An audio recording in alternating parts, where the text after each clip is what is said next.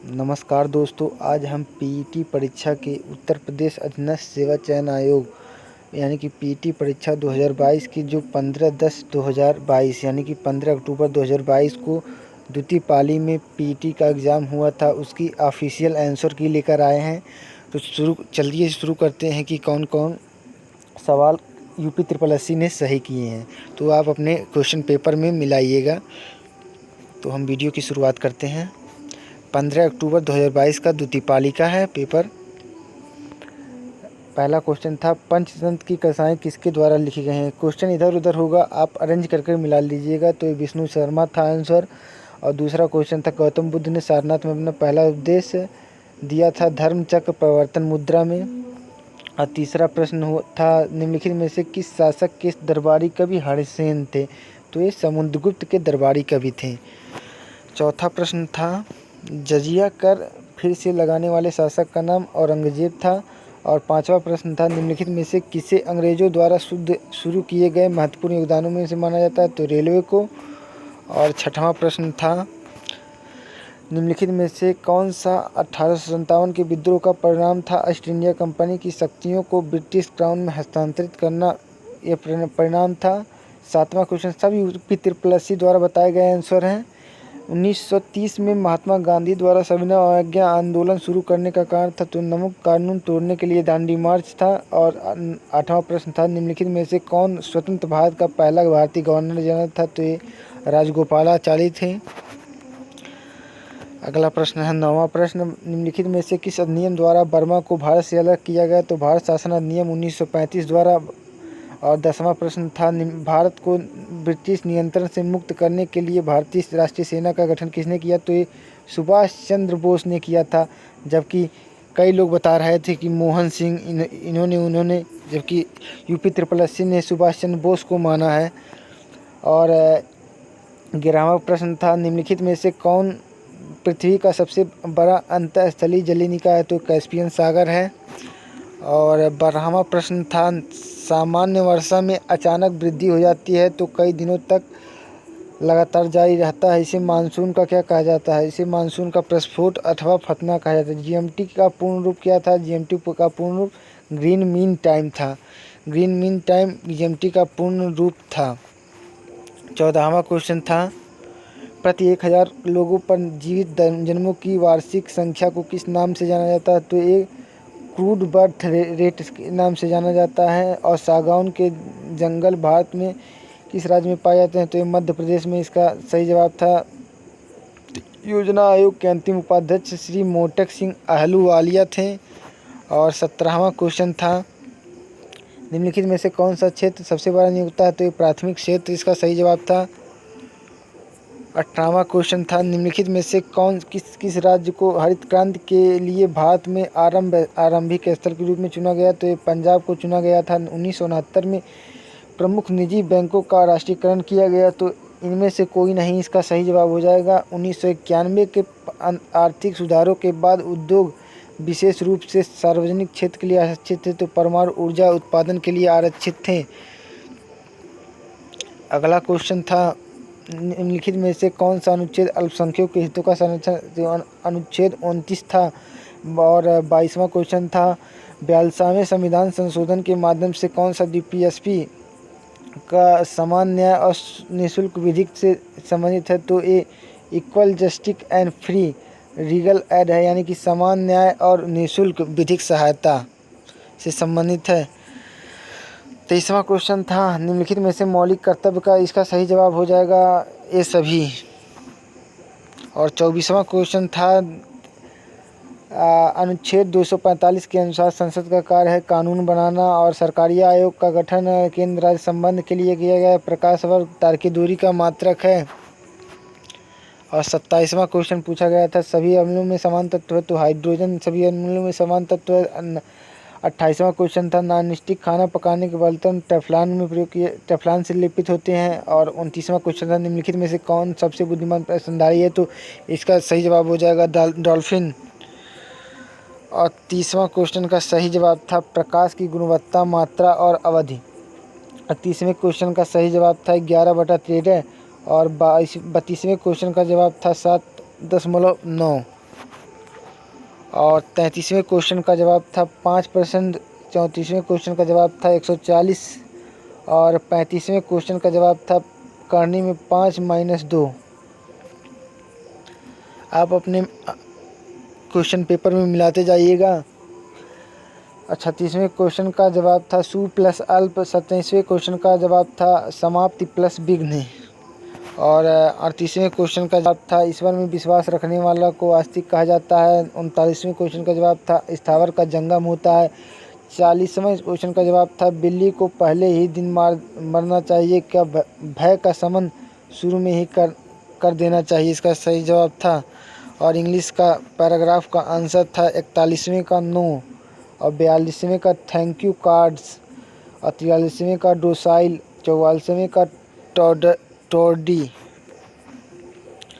और 45वें का आंसर था स्टोइक। और 46वें का आंसर था कथन दो कारण है, कथन एक इसका प्रभाव है। और 47वें का आंसर था बेटा। 48वें का आंसर था 301। और 49वें का आंसर था शुक्रवार। 50वें का आंसर था TGGFDE। 51वें का आंसर था नेपाल, यानी कि भारत गौरव पर्यटन 2022 में रामायण सर्किट के हिस्से में भारत और नेपाल के बीच में दिखाकर रवाना किया गया था। यह 52वां क्वेश्चन था भारत ने दोनों देशों के बीच मजबूत और दीर्घकालिक साझेदारी की है और प्रयास के तहत 75 एम्बुलेंस और 17 स्कूल बसें उपहार में दी हैं, तो ये नेपाल के साथ की थी। और 53वें क्वेश्चन का आंसर था जून 2022 में निम्नलिखित में से किस देश के साथ कॉमनवेल्थ डिप्लोमेटी की घोषणा की है, तो ये यूके के साथ की थी। और 54वें क्वेश्चन का आंसर था कंपनी ने IAPF के हेलीकॉप्टरों के लिए ADS की आपूर्ति हेतु एक बेलारूसी कंपनी और उसकी सहकारी कंपनी के साथ समझौता किया है, तो ये भारत इलेक्ट्रॉनिक लिमिटेड के साथ समझौता किया था। 55वें क्वेश्चन का आंसर था निम्नलिखित में से भारतीय राज्य में नारी को नमन योजना हिमाचल प्रदेश में प्रारंभ की गई थी। और 5,000 रुपये की काशी यात्रा सब्सिडी योजना कर्नाटक में शुरू की गई थी। और प्रधानमंत्री नरेंद्र मोदी द्वारा डॉक्टर संपूर्णानंद स्पोर्ट स्टेडियम में 1800 करोड़ रुपए की योजनाओं का उद्घाटन वाराणसी में किया गया था। और 58वां क्वेश्चन का आंसर था किस संस्थान ने India's booming gig and platform economic शीर्षक से रिपोर्ट जारी किया है, तो ये नीति आयोग ने किया था। और 59वें क्वेश्चन का आंसर था निम्नलिखित में से कौन सा राज्य सिंगल एंट्री मल्टीपल एग्जिट के विचार से एजुकेशन योजना बना रही है, तो ये उत्तर प्रदेश इसका सही जवाब था। और 60वां क्वेश्चन था छात्र पारिस्थितिकी के लिए नया डिजिटल प्लेटफॉर्म कैंपस कहाँ है, ICICI बैंक। और नेक्स्ट क्वेश्चन था 61वां क्वेश्चन भारत कितने राज्यों के साथ बांग्लादेश के साथ सीमा साझा करता है, भारत के कितने राज्य, तो 5 राज्य भारत के बांग्लादेश के साथ सीमा साझा करते हैं।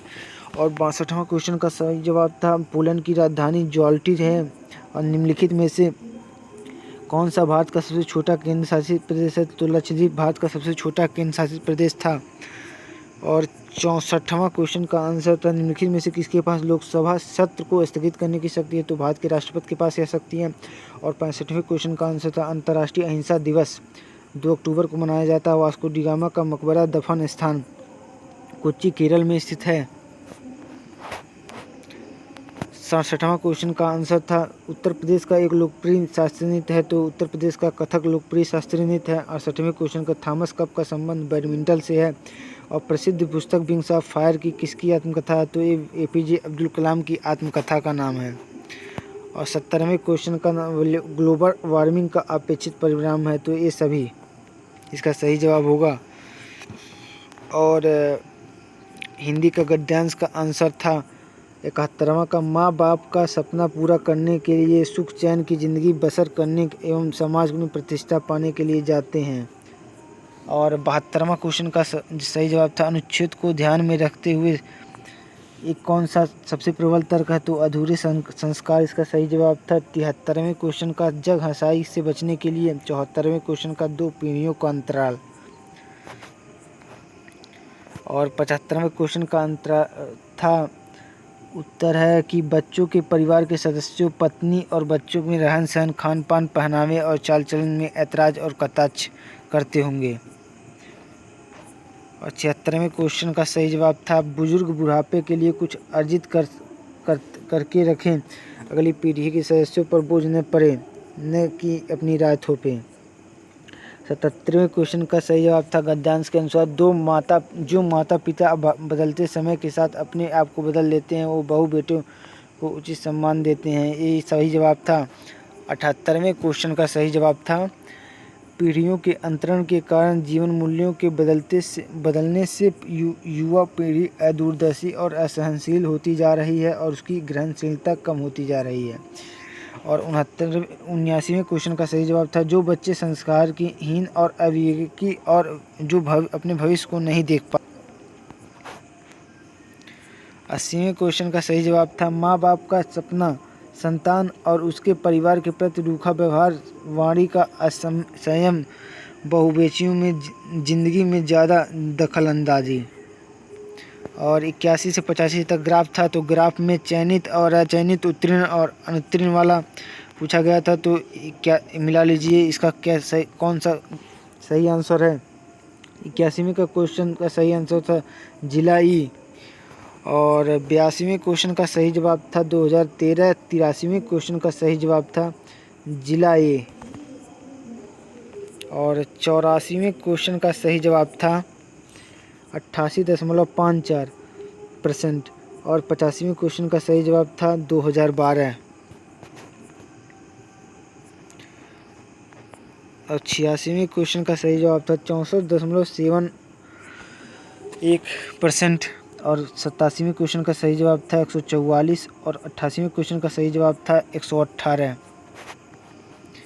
और 89वें क्वेश्चन का सही जवाब था 59.80। और 90 क्वेश्चन का सही जवाब था 85। और एक पाई चार्ट का क्वेश्चन पूछा गया तो पाई चार्ट में इसका 91 क्वेश्चन का सही जवाब था 12.78। और 92वें क्वेश्चन का सही जवाब था 86। और 93 क्वेश्चन का सही जवाब था तो 2 लाख। और 94 क्वेश्चन का सही जवाब था 35%। 95 क्वेश्चन का सही जवाब था 72,50,000। 96 क्वेश्चन जो कि कंपनियों से AB से संबंधित अर्जित प्रतिशत लाभ वाला क्वेश्चन था, तो 96 क्वेश्चन का सही जवाब था 45.68। और 97 का था 260 करोड़। 98 क्वेश्चन का सही जवाब था 102 करोड़। और 99 क्वेश्चन का सही जवाब था 99 क्वेश्चन का सही जवाब था 464 करोड़। और लास्ट क्वेश्चन का सही जवाब था 15.17 करोड़। इसी प्रकार 15 अक्टूबर की सेकंड शिफ्ट का आंसर की हमने पूरा किया। तो हम नेक्स्ट वीडियो में मिलेंगे। अगर वीडियो पसंद आए तो वीडियो को लाइक कीजिए और चैनल पर पहली बार आए हैं तो चैनल को सब्सक्राइब कीजिए। मिलते हैं नेक्स्ट वीडियो में।